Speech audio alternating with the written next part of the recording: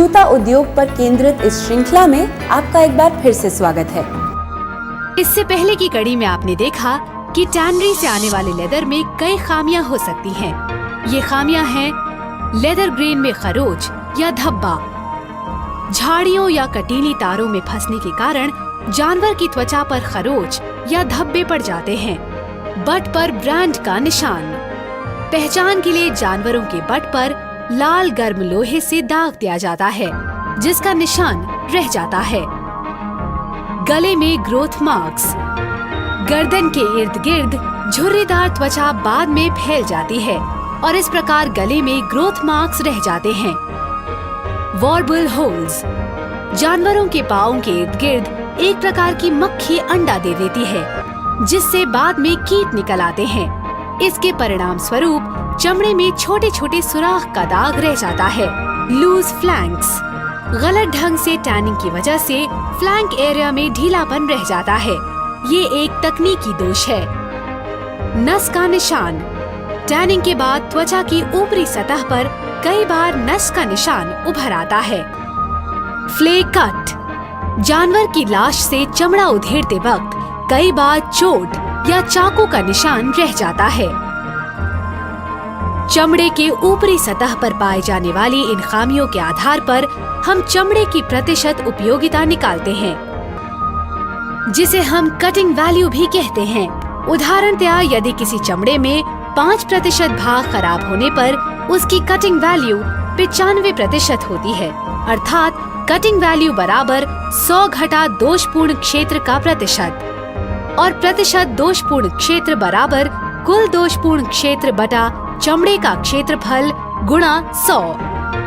उदाहरण के लिए यदि कुल दोषपूर्ण क्षेत्र 5 वर्ग डेसीमीटर हो और पूरे चमड़े का क्षेत्रफल 110 वर्ग डेसीमीटर हो तो दोषपूर्ण क्षेत्र होगा 5/110 गुणा 100 बराबर 50/11 बराबर 4.54% और कटिंग वैल्यू होगी 100 घटा 4.54% बराबर 95.5%।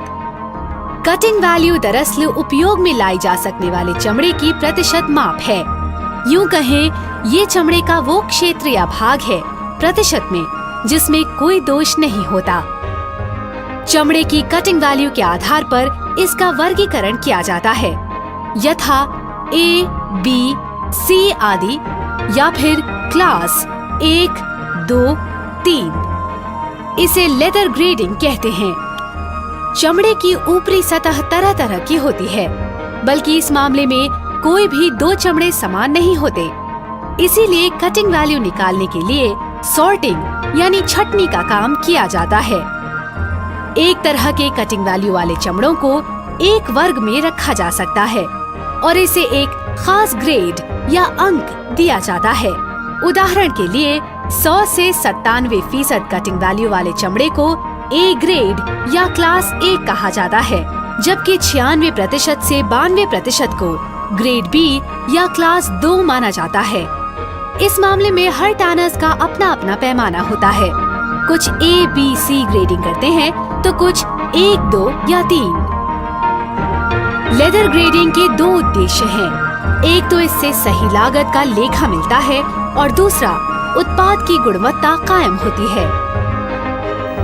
यहाँ लागत का लेखा से हमारा तात्पर्य है कि क्या कंपनी ने जो कीमत अदा की उसका माल मिला। उदाहरण के लिए अगर 500 वर्ग फुट की कीमत 60,000 दी गई तो वाकई उतने कीमत का माल मिला। दूसरी बात है गुणवत्ता, जो बहुत महत्वपूर्ण है क्योंकि इसके आधार पर ही चमड़े को ग्रेड A, B, C आदि दिया जाता है और इसी के आधार पर कटिंग रूम में हर आमो खास शैली के जूते चप्पलों के लिए उपयुक्त लेदर जारी किया जाता है। आइए इसे इस प्रकार समझें।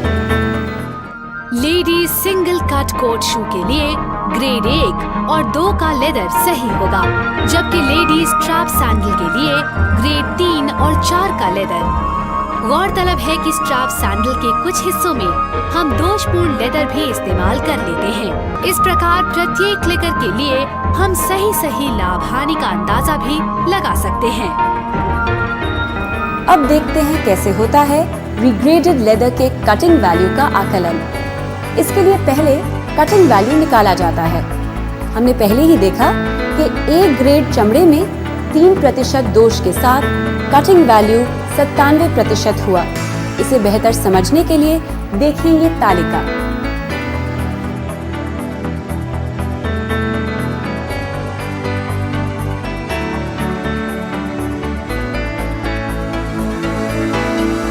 लेदर ग्रेडिंग का प्रभाव किसी फैक्ट्री के क्लिकिंग रूम के लाभ हानि पर भी पड़ता है।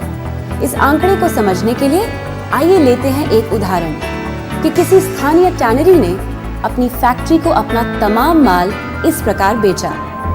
कुल माल 500 वर्ग फुट और दर 300 रुपए प्रति वर्ग फुट, और इसलिए चमड़े पर कुल लागत 1,50,000 रुपए हुआ। ग्रेड 1 20 वर्ग फुट, ग्रेड 2 110 वर्ग फुट, ग्रेड 3 95 वर्ग फुट, ग्रेड 4 165 वर्ग फुट, ग्रेड 5 110 वर्ग फुट। लेदर ग्रेडिंग की इस प्रक्रिया में आमतौर पर मध्यम दर्जे के माल की कीमत लगाई जाती है और इससे ऊपर व निचले दर्जों में 5% जोड़ या घटा दिया जाता है। इसका अर्थ है कि अपर की खरीद में ग्रेड 3 के चमड़े की खरीद 100 रुपए प्रति वर्ग फुट के हिसाब से हुई और इसमें 5% जोड़ दें तो 105 रुपए प्रति वर्ग फुट ग्रेड 2 की कीमत, और इसी प्रकार 5% घटाकर यानी 95 रुपए प्रति वर्ग फुट ग्रेड 4 के चमड़े की कीमत हुई।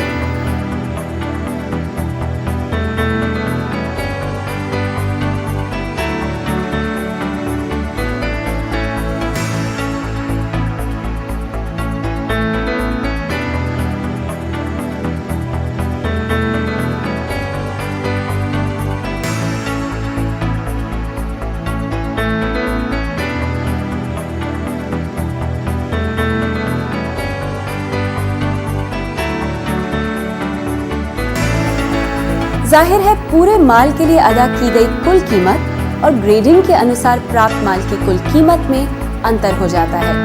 इसे ही परचेज वेरिएंस कहते हैं। कितना हुआ ये वेरिएंस, ये जानना जरूरी है ताकि आप ये भी तो समझें कि टैनरी से खरीद में आप फायदे में रहे या नहीं, और फायदा हुआ तो कितना, और फिर इसी आधार पर तो आप टैनरी से कुछ पैसा वापस भी पा सकते हैं या आगे की खरीद की भावी योजना बना सकते हैं या फिर अपनी टैनरी ही बदल सकते हैं।